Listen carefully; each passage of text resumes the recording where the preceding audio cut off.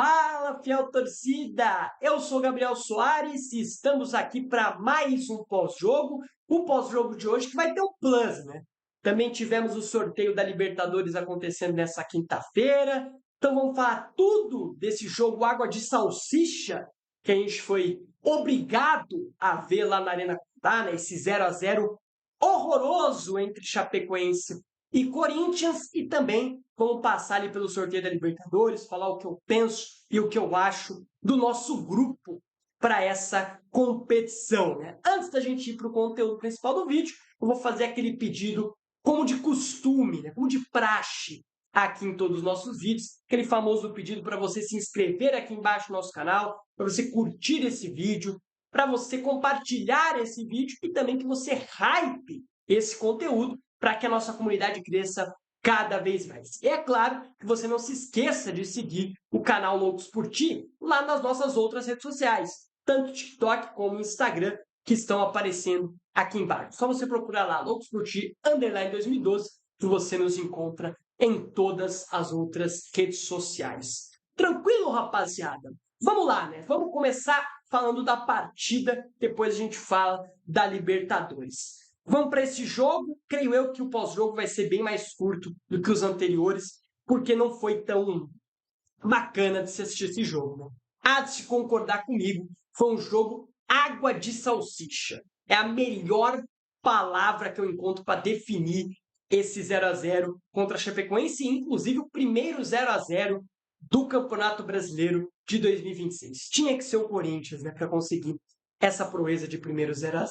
Mas vamos lá, vamos começar do início, começar como de costume pela escalação enviada a campo. Escalação, né, que a gente já imaginava que seria bem alterada, as notícias da semana já davam spoiler de que a escalação seria bem reserva, né, de que o Dorival faria algumas seguranças de carga, não é essa palavra, né? Faria alguma contenção de danos aí a alguns titulares, e dessa forma a gente já imaginava uma escalação não tão interessante que convencesse a gente de que o jogo seria bom. Então a escalação ela já breca um pouco das expectativas para o jogo, mas fazer o quê? Não concordo com o Dorival estar poupando os atletas. Tem uma data FIFA chegando, a gente teve 11 dias sem jogo ali antes de voltar a atuar contra o Coritiba, então esse controle de cara voltou na minha mente agora, né? Eu acho que não faz tanto sentido, né? Creio que foi mais por conta do gramado sintético, que é bem ruim, diga-se de passagem, né? Lá da Arena Condá, do que por qualquer outra coisa, beleza?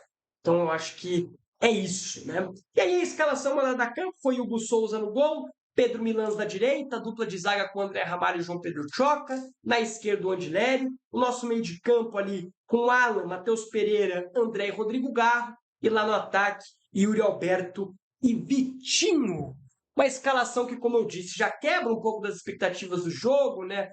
Só o Yuri Alberto que gerava aí um pouco mais de expectativa no torcedor, porque de resto a gente não imaginava que o Corinthians faria um jogo tão interessante. E o primeiro tempo até que foi diferente do que eu imaginava. Foi um primeiro tempo muito tranquilo do Corinthians, de um domínio assim fantástico até, de certa forma, mas com aqueles mesmos problemas, né? Um time que teve mais espaços, as movimentações do Yuri Alberto já geraram mais oportunidades de jogo para o Corinthians, né? Só de você ter um centroavante muito móvel, como é o caso do Yuri, o time já ganha movimentações e já cria mais chances. Mas continua com aquele erro no último terço. Continua sendo um time que erra muito perto do gol. Né? E o Corinthians foi melhor que a Chape. A Chape fez um primeiro tempo horroroso, na realidade.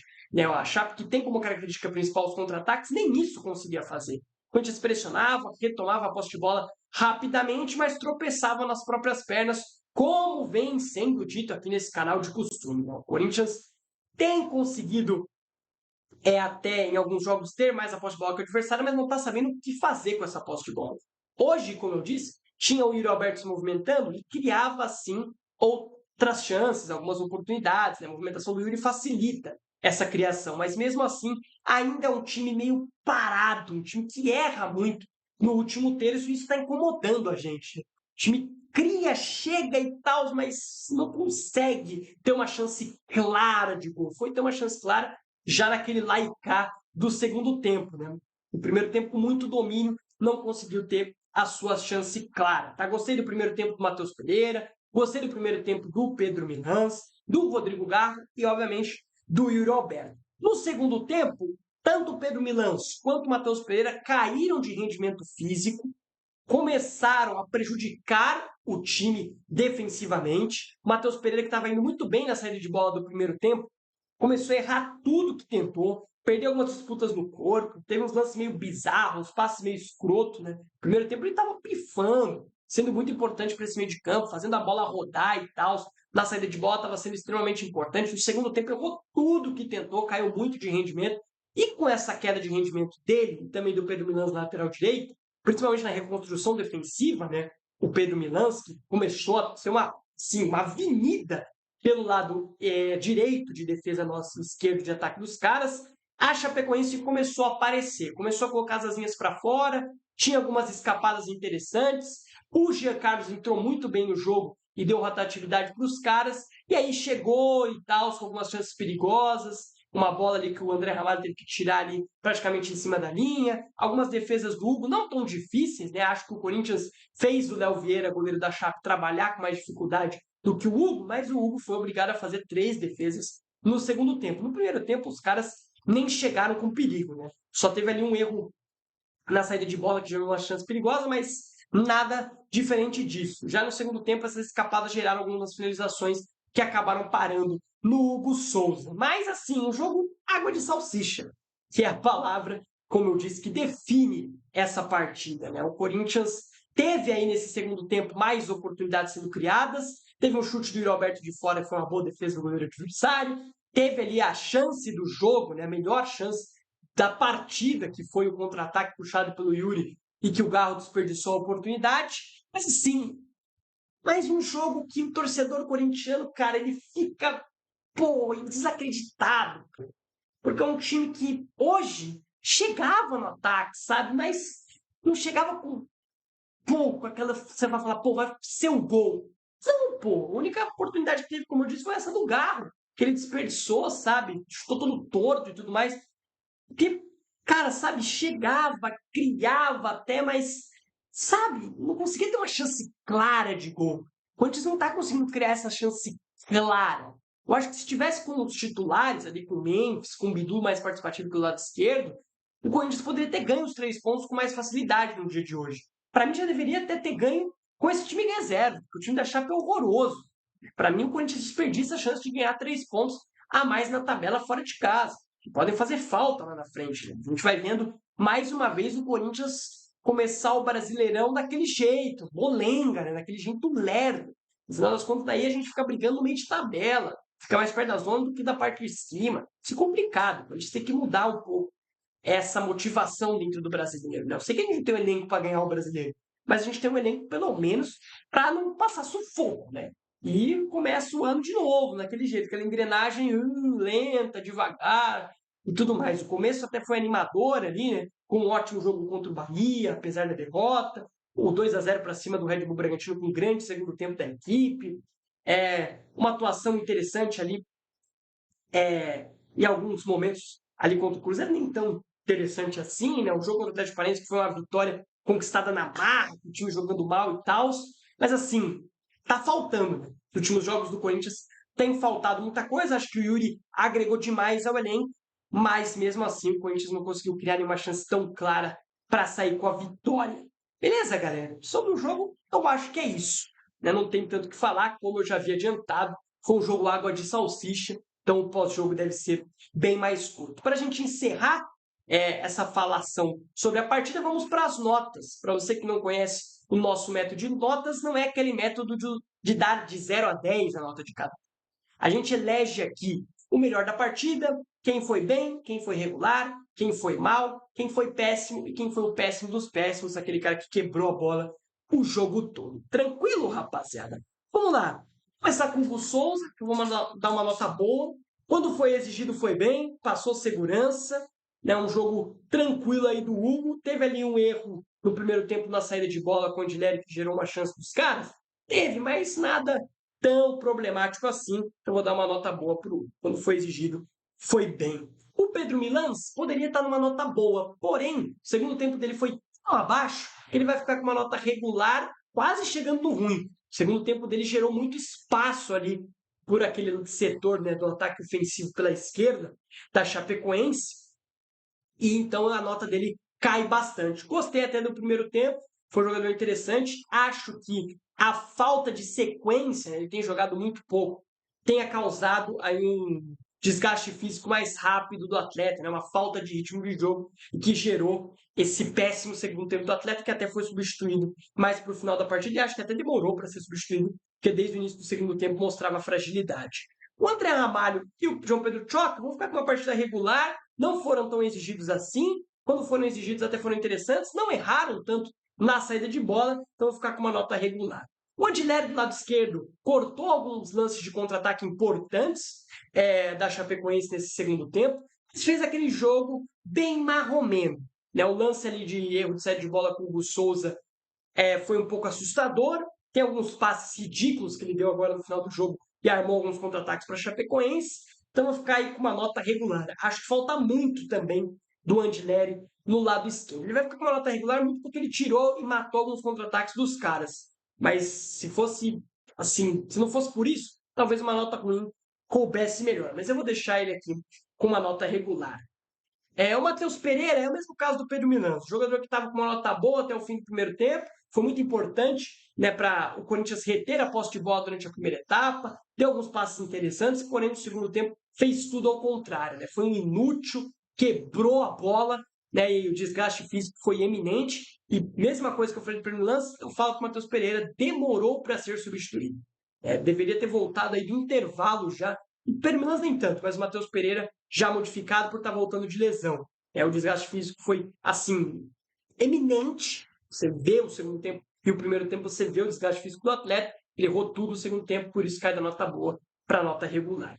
O Alan é um jogador que tem assustado boa parte da torcida, e talvez eu esteja vendo o jogo de outra forma, porque eu não vejo o Alan prejudicando tanto assim a escalação. Acho que hoje ele fez aquele jogo regular, aquele jogo do arroz com feijão. Errou algumas bolas ali na saída de bola, mas isso o Ranieri também faz. Foi importante em alguns momentos defensivos ali na entrada da área. É um jogador que até então vem até superando minhas expectativas. Eu esperava menos do Alan. Acho que ele tem sido um jogador bem útil. Talvez o torcedor corintiano não concorde tanto comigo. Né? Se você concorda ou discorda, deixa aí nos comentários. Mas eu não tenho achado tão ruim assim o Alan quando ele vem sendo escalado. O André é um caso que tem me entristecido, né? Eu disse, né, naquele primeiro jogo que ele foi mal, que eu não queria que o André, por conta da transferência, né, por conta de todo o imbróglio que gerou a saída barra não ida para o Milan, né, que não se concretizou, que isso não atrapalhasse a sequência do André, que era muito boa. Né? Tinha sido aí no Paulistão, principalmente, o principal jogador do Corinthians dentro da competição, ali junto com o Yuri Alberto. Eu coloco dessa forma. E sim, cara, nos últimos 3 jogos não vem bem. Desde que não ocorreu a transferência de fato, o André não vem bem, vem sendo menos participativo. Até começou ali no primeiro tempo bem, apareceu para finalizar dentro da área e tudo mais, mas depois decai muito de nível, né? Sumiu já ali pro meio para o fim do primeiro tempo. No segundo tempo, então, nem se viu o André na partida. Então, mais uma partida apagada e que vai ficar com uma nota ruim. Nosso cria do terrão, espero de coração que ele retome um bom futebol e que a não ida para o Milan, né, e tudo isso que envolveu, né, foi um episódio complicado tanto para o atleta como para o Corinthians e tudo mais, que isso não tenha desgastado e tirado um pouco do brilho do André, que foi esse ótimo início de temporada, inclusive eleito revelação do Campeonato Paulista de forma merecida na minha visão. Né? O Vitinho, cara, ele é o que a partida foi. Água de salsicha. É aquele jogador que cisca, mas não consegue ser perigoso. Perde muita bola no terço final. Em vários momentos prejudica o sistema ofensivo do Corinthians. Um jogo bem abaixo do Vitinho, tá? Vai ficar com uma nota ruim. Ele é basicamente o que exemplifica a partida. Água de salsicha. E o Vitinho, na verdade, cara, ele tem sido esse jogador desde que ele chegou, né? Um jogador que parece uma técnica, mas parece que o corpo não acompanha, sabe? Parece que é aquele jogador que tenta, até pensa em coisas interessantes, mas o corpo não acompanha mais o pensamento, o raciocínio do Vitinho. Não que ele seja um gênio da bola nem nada disso. Mas parece que, sabe, é desconexo. o Vitinho. Ele prejudica bastante o sistema ofensivo do Corinthians quando ele começa de titular, né? Normalmente a gente pede para ele entrar no segundo tempo porque ele entra e movimenta legal a partida. Agora, começando de titular, ele sempre costuma fazer jogos bem parados, que prejudica o sistema ofensivo do Corinthians. E eu vi mais uma partida horrorosa do Vitinho.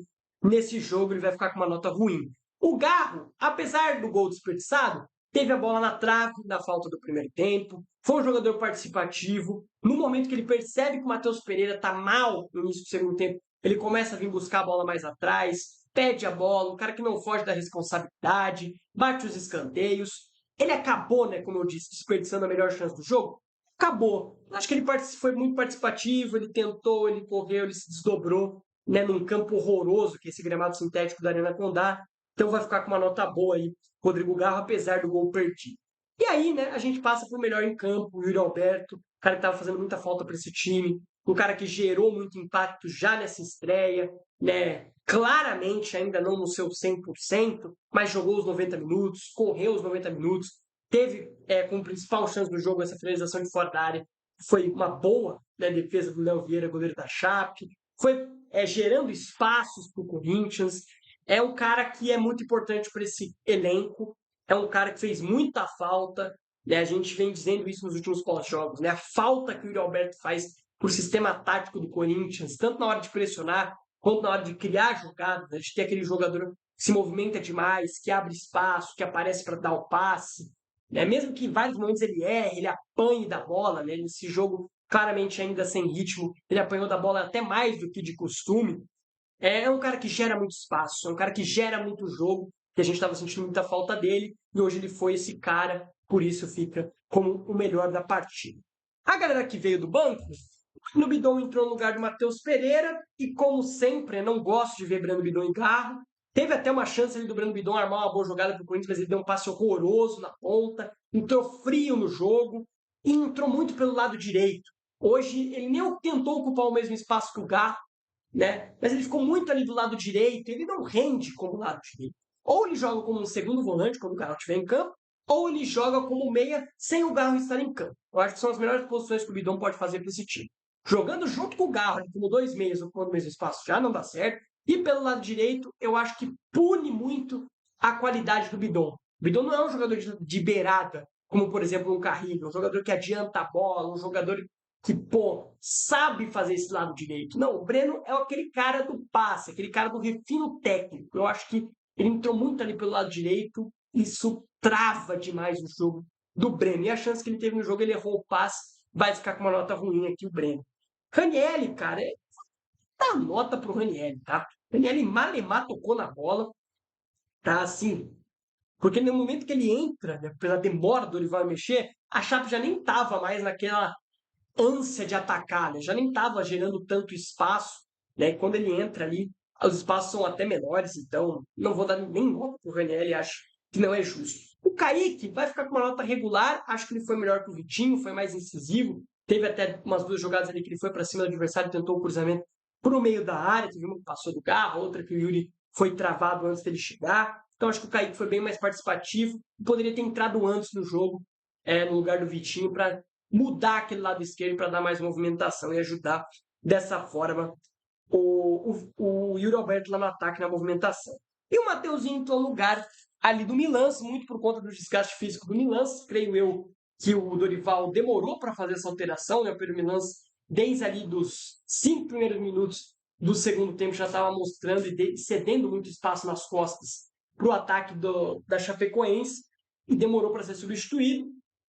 Mas o Mateuzinho também vai acabar aí ficando sem nota. Ele até tentou ser participativo ali no ataque, mas nada demais. Já para a parte final do jogo, não conseguiu ser tão expressivo no jogo. Então vou preferir deixar sem nota para não ser injusto aqui com o Mateuzinho. Ele melhorou, né, pelo menos defensivamente, que a Chape não conseguiu mais ter espaços por aí, como estava tendo com o Península.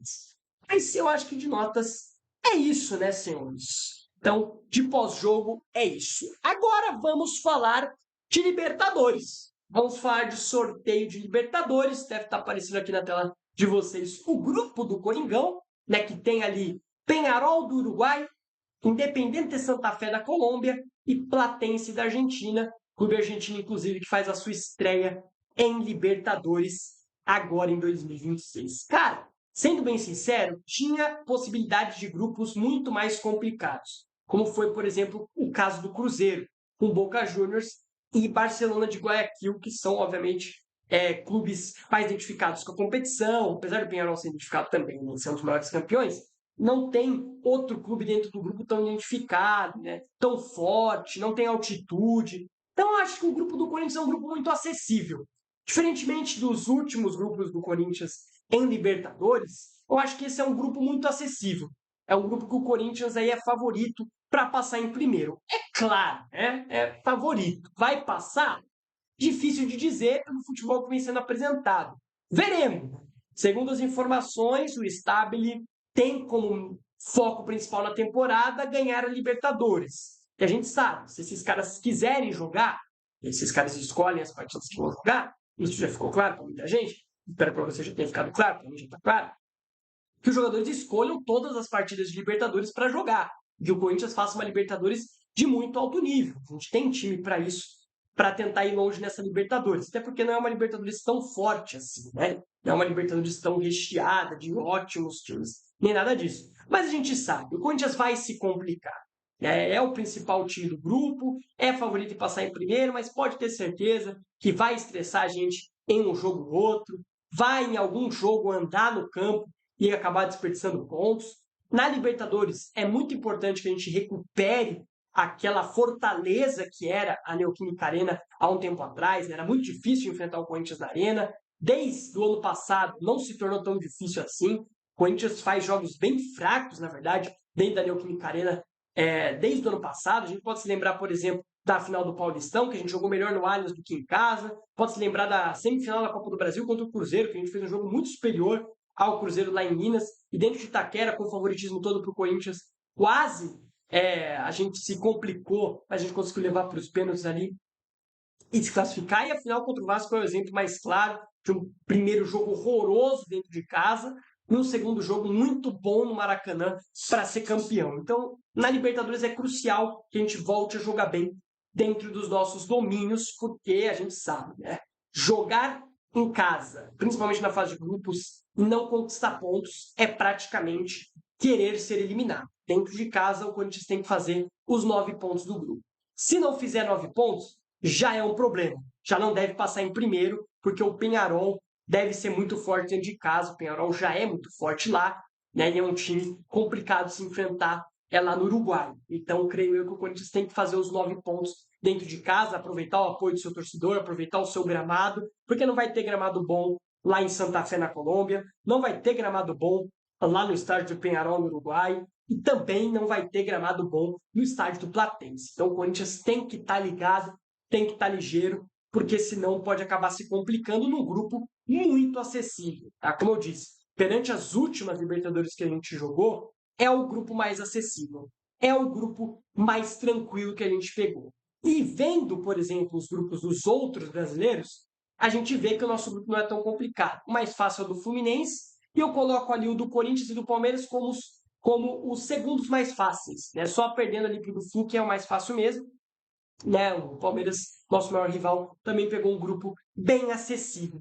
Veremos como vai ser a Libertadores. Como eu disse, espero que esses jogadores corram, se desdobrem dentro de campo e que a gente faça uma Libertadores bem competitiva, porque temos elenco para isso. Se a gente vê os caras correndo, se entregando, o Corinthians tende a ir longe nessa Libertadores. Se a gente vê esse Corinthians do Campeonato Brasileiro, que em muitos jogos anda em campo, time parado, a gente vai ter bastante problema nessa Libertadores. Espero muito que esses caras estejam com sangue no olho para ir longe na Conmebol Libertadores, que, como eu disse, é um título complicado de se ganhar, mas não é um título inacessível.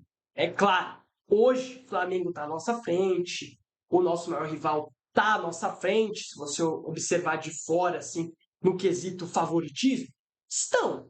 Mas, né, não é nenhum bicho de 7 cabeças e longe nessa Libertadores. Ainda mais nessa nova era de Libertadores, onde os brasileiros costumam sobrar dentro da competição. Veremos o que o Corinthians vai fazer. Espero que faça uma Libertadores bem competitiva mesmo. tá? O nosso grupo facilita um pouco e dá uma tranquilizada nos nossos ânimos, né? Porque a gente cai, por exemplo, no grupo que o Cruzeiro tá, a gente já tá bem puto, porque o Corinthians fez um jogo ruim contra a Chape e tá ali no grupo difícil na Libertadores. Pelo menos pegamos um grupo acessível aí na Liberta. Creio eu que o Peñarol seja o time mais difícil e nem é um bom time, tá? É um time com problemas também para se resolver. Tranquilo, rapaziada? Eu acho que é isso. A gente volta na segunda-feira. Espero que para falar de um jogo competitivo, não de um vexame. A gente enfrenta o Flamengo nesse próximo final de semana em jogo válido pela 8ª rodada do Brasileirão. O Flamengo que engrenou. Não é mais aquele Flamengo da Supercopa do Brasil. É um Flamengo já mais forte defensivamente e muito mais eficiente ofensivamente, né? Esse Flamengo do Leonardo Jardim que vem embalado de título carioca, sequência de vitórias no Campeonato Brasileiro. Veremos. Espero que pelo menos a gente faça uma partida competitiva que não seja mais um daqueles vexames que normalmente o Corinthians nos últimos anos aprendeu a dar quando enfrenta a grande disparidade que é jogar contra o Flamengo. Beleza? Espero, né, que os jogadores poupados, Carrilho, Gabriel Paulista e Mendes, possam estar inteiros para o jogo do final de semana e também o Caio César, que tem sido muito especial para esse time. Tranquilo, rapaziada? Vamos encerrar por aqui o vídeo de hoje. Um videozinho mais curto para vocês, né? O jogo foi bem fraquinho, né? Então facilita um pouco aqui para a gente falar rapidamente da partida e seguir para os outros assuntos. Mas é isso, deixa aí nos comentários e participe aqui, se você deixando a sua opinião, né? Se você concorda ou discorda de tudo que eu falei nesse vídeo. Deixa a sua opinião também sobre o grupo da Libertadores, se você concorda comigo que o grupo é acessível ou se eu estou falando muita besteira. E é claro, né, não se esqueça de hypar esse vídeo, compartilhar esse vídeo, curtir esse vídeo, se inscrever aqui no canal, que vai fortalecer demais o meu trabalho. Não se esqueça também de ativar o sininho das notificações para você sempre recebê-las quando sair vídeo novo, né, quando sair novos conteúdos por aqui. E é claro, não se esqueça de seguir o Loucos por Tino 2012, tanto no TikTok quanto no Instagram, que estão aparecendo aqui embaixo. Obrigado, até uma próxima e vai Corinthians!